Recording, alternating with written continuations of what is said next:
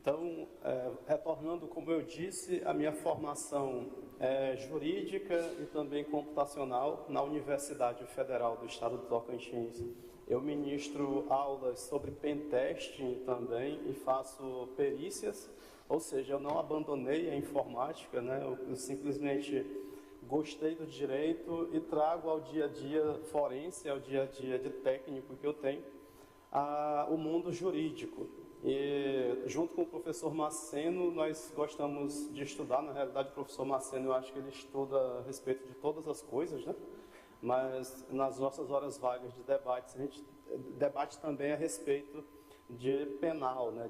de criminalidade informática em principal. Então, no Brasil, em 2012, o Dr. Coriolano falou mais cedo em outra palestra, houve o vazamento, o leaking, como nós gostamos de falar no mundo informático, houve o vazamento de fotos íntimas dessa atriz muito conhecida no Brasil, que é a Carolina Dickmann, e a polícia começou a investigação. Ela demorou alguns dias para fazer a denúncia às autoridades, porque ela estava sofrendo extorsão por uma das pessoas envolvidas no vazamento dessas fotos. E aqui eu vou só fazer um levantamento da falta de preparo, às vezes, das autoridades em termos de direito digital, em termos de direito penal informático. À época, lá em 2012, eu vou acelerar um pouco o passo aqui, por conta do tempo, a autoridade que foi manifestar informações para a mídia, para a imprensa à época, considerou que ali, naquele caso específico do vazamento das fotos, havia acontecido vários crimes, como o crime de furto qualificado, o crime de formação de quadrilha, porque eram vários hackers, né, que estavam ali envolvidos, segundo o que foi levantado, o crime de difamação e o crime de extorsão. Só que o crime de furto, ele não é cabível exatamente porque não houve, como diz o tipo penal, a subtração dos dados.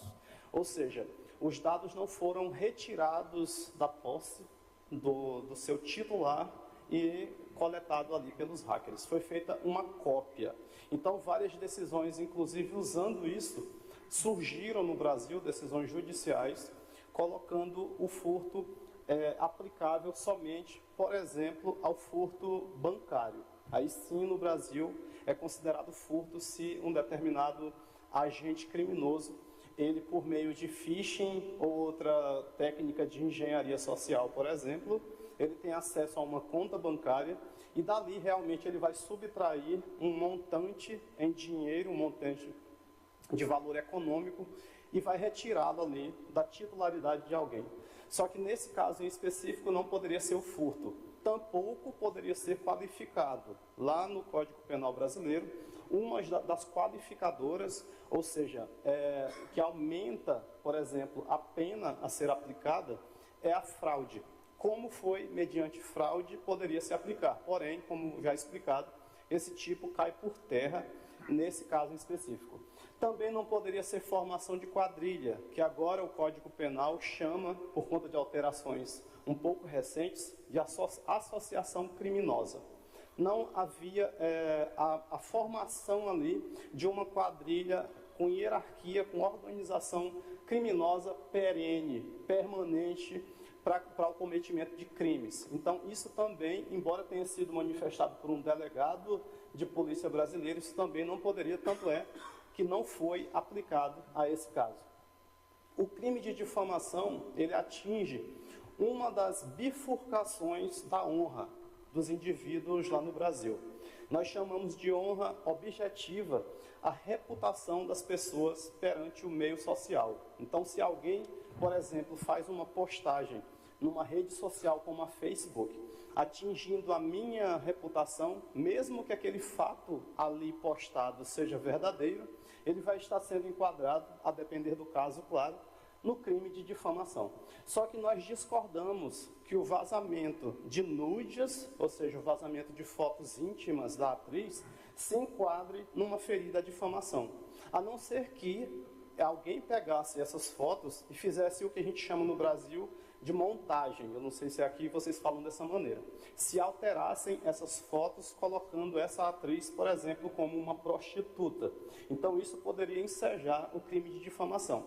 Mas discordo, assim como vários autores da área, de que o mero vazar de fotos, o mero leaking de conteúdo de cunho sexual venha a ferir essa honra objetiva.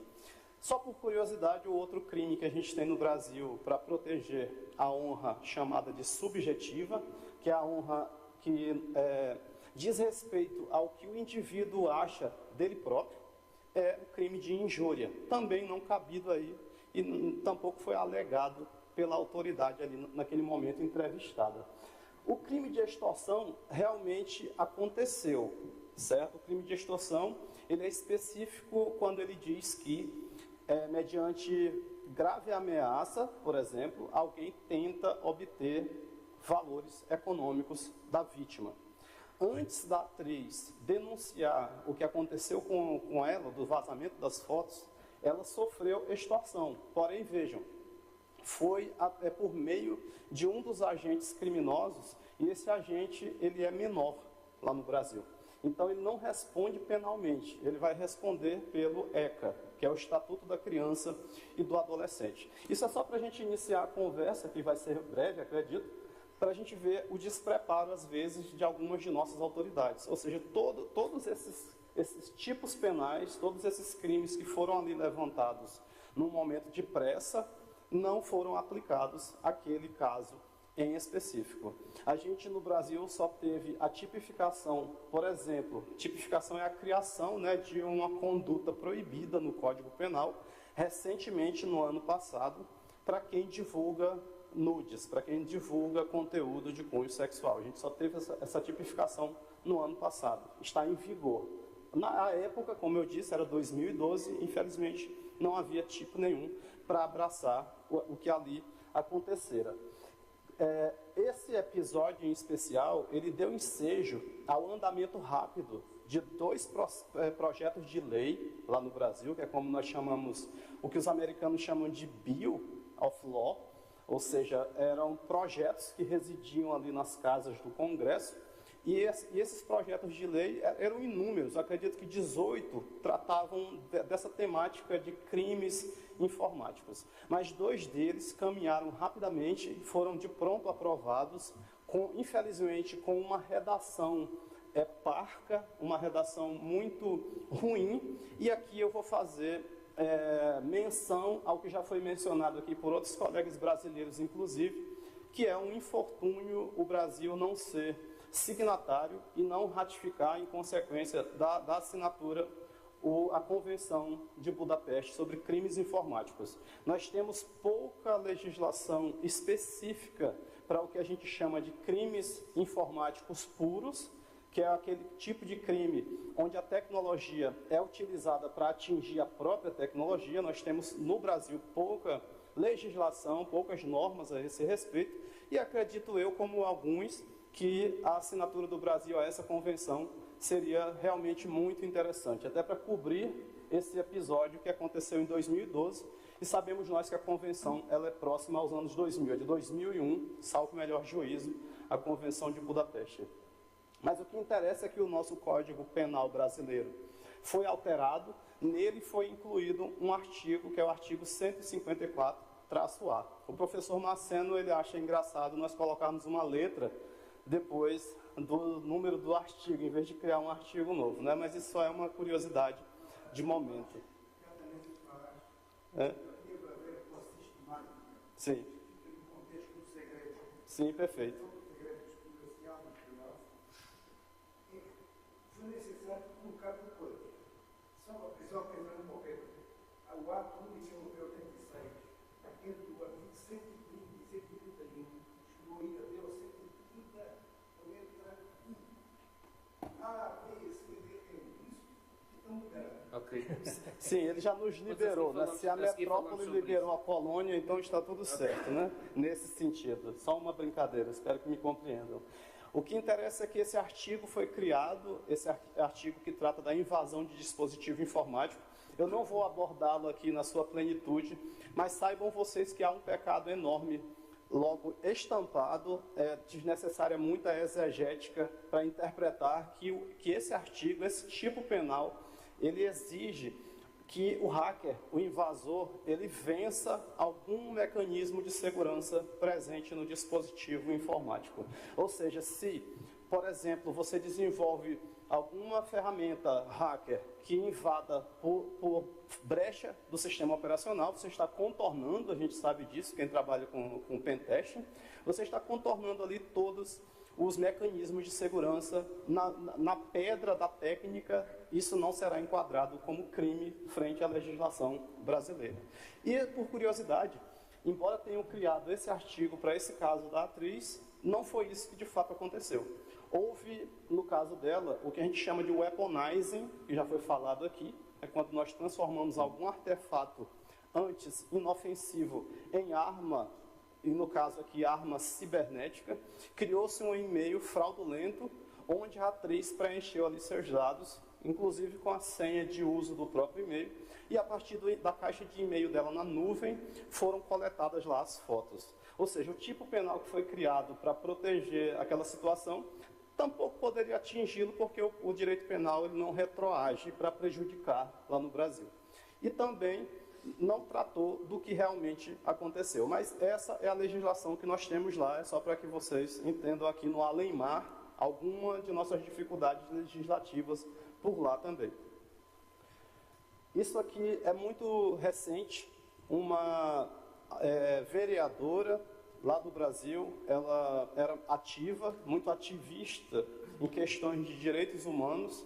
Chegou-se ao assassinato dessa vereadora, e depois de várias investigações com perícia forense das polícias, chegou-se à autoria, pelo menos chegou-se aos investigados, vamos dizer assim, desse assassinato.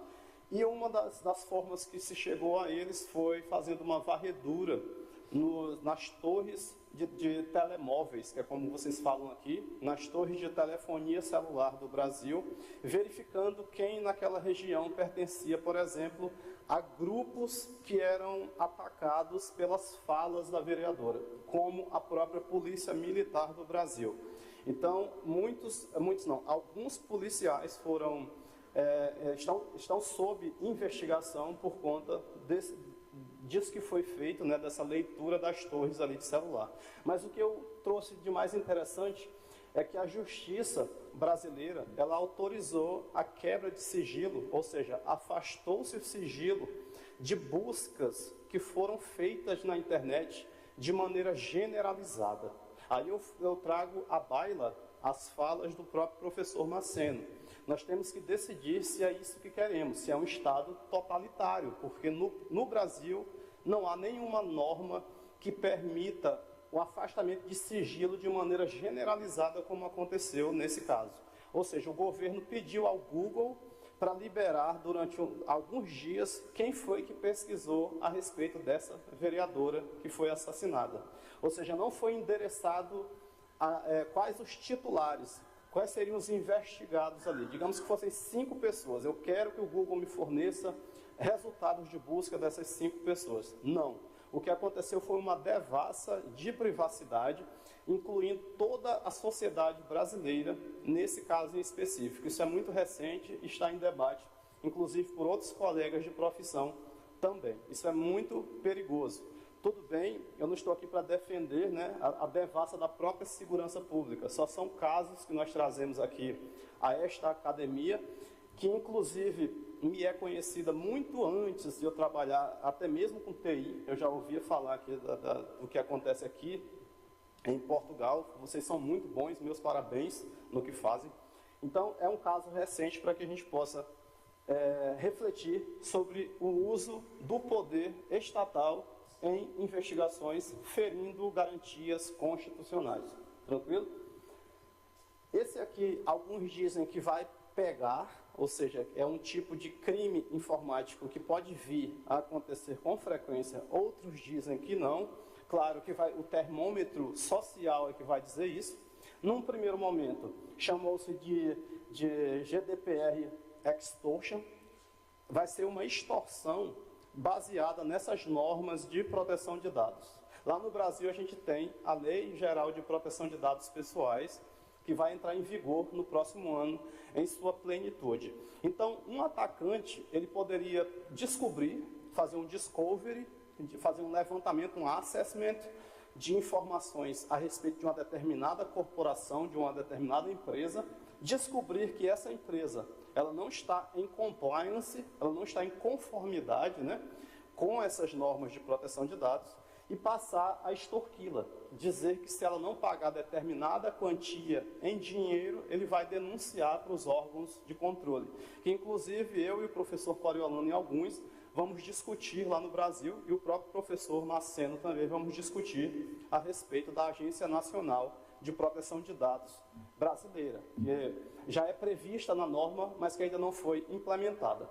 Certo? O meu tempo já deve estar correndo bastante aí. Isso aqui é de interesse de alguns professores aqui que trabalham com pentesting diretamente. Esse vídeo está disponível lá no LinkedIn, o nome do vídeo está logo ali embaixo, Cloud AI. É uma inteligência artificial que foi apontada para o LinkedIn.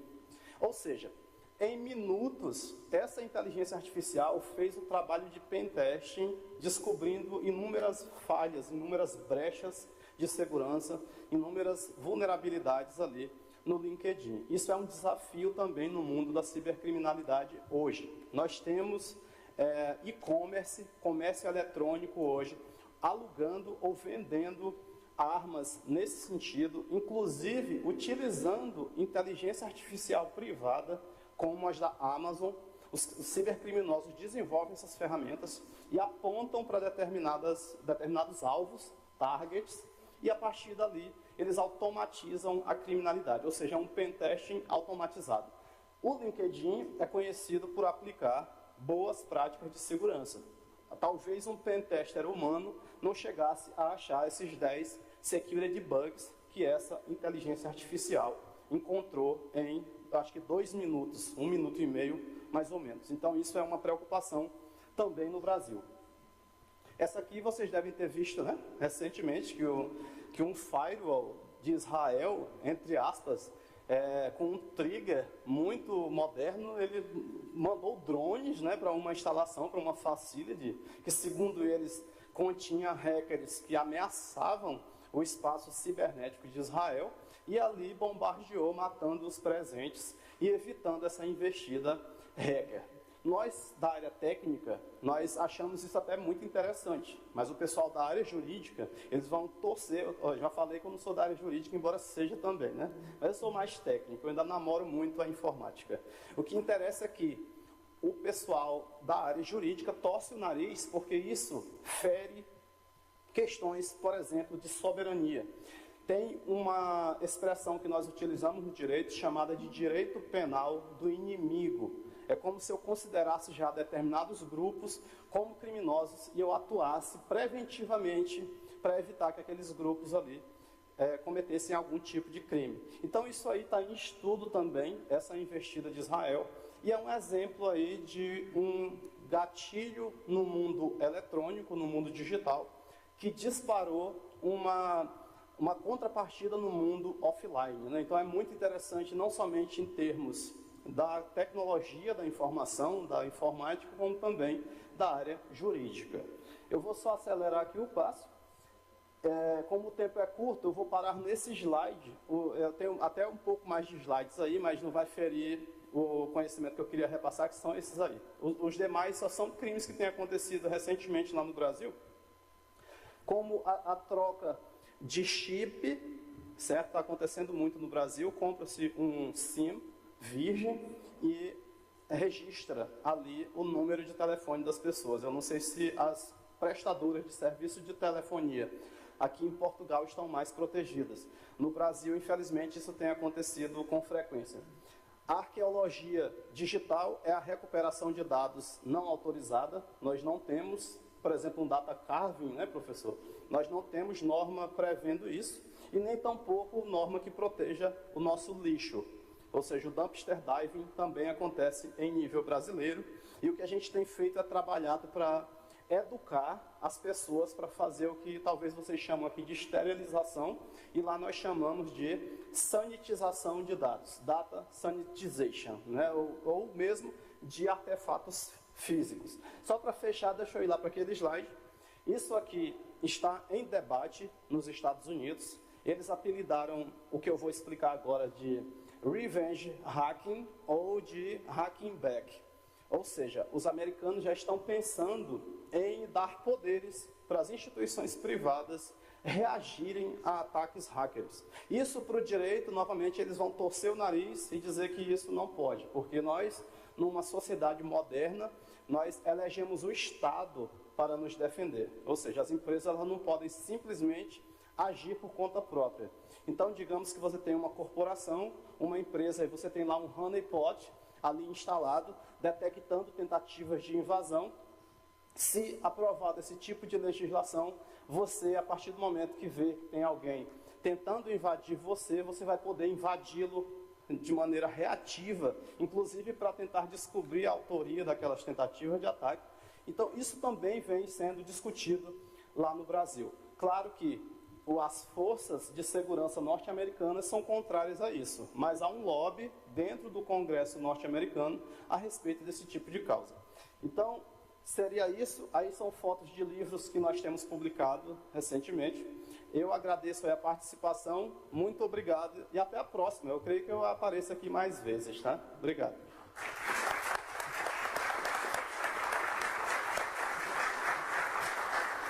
Ok, muito obrigado por esta excelente apresentação.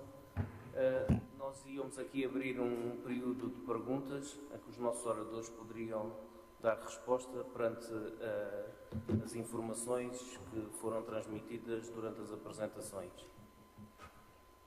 Não sei quem é que tem alguma dúvida, gostaria de ver esclarecida.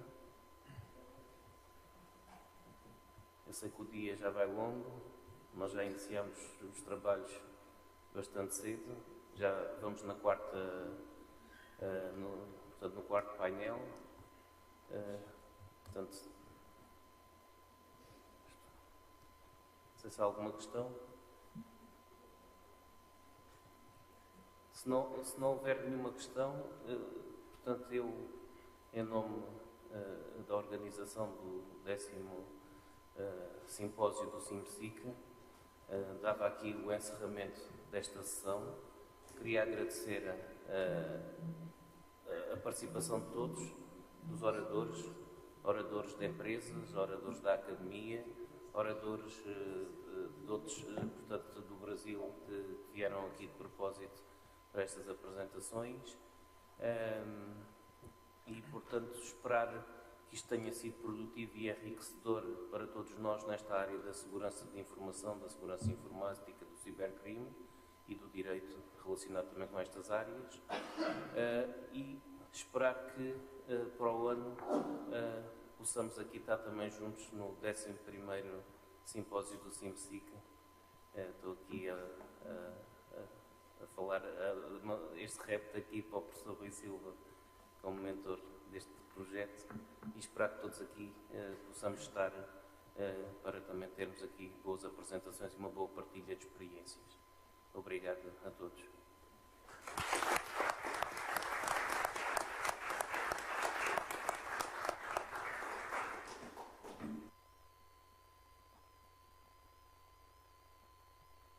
Seria interessante registrar esse momento, ficar, se for permitido, todos ficarem aqui, o professor Rui, o professor Marceno, os demais professores e os participantes, todos se reunirmos para fazermos uma foto. Podemos? Vamos para cá, para frente do palco, por favor.